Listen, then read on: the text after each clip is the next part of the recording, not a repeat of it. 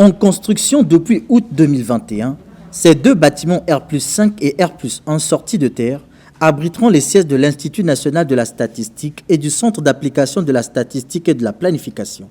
Ce 6 juin, ces ouvriers à l'œuvre ont reçu la visite de la ministre en charge du plan et de la statistique, accompagnée d'une délégation de la Banque mondiale. Cette visite a permis de s'assurer de l'état d'avancement des travaux. Aujourd'hui, le bâtiment de l'INES est exécuté à 80% et celui du CASP à 90%.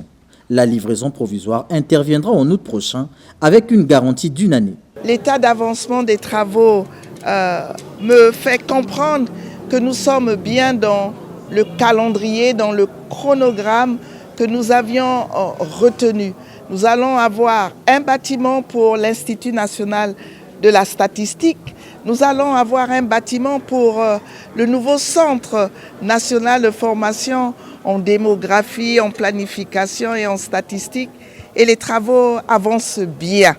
Les spécialistes nous disent que au courant de cette année, en 2023, aux environs du mois d'août, on devrait avoir une réception provisoire et se donner encore 1 an pour finaliser et puis peut-être envisager une réception définitive en août 2024.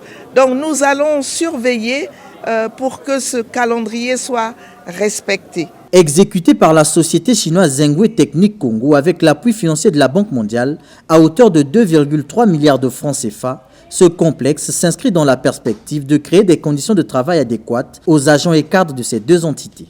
Ici, c'est un immeuble qui en réalité traduit l'engagement du gouvernement à offrir aux acteurs du système statistique national des conditions de travail optimales.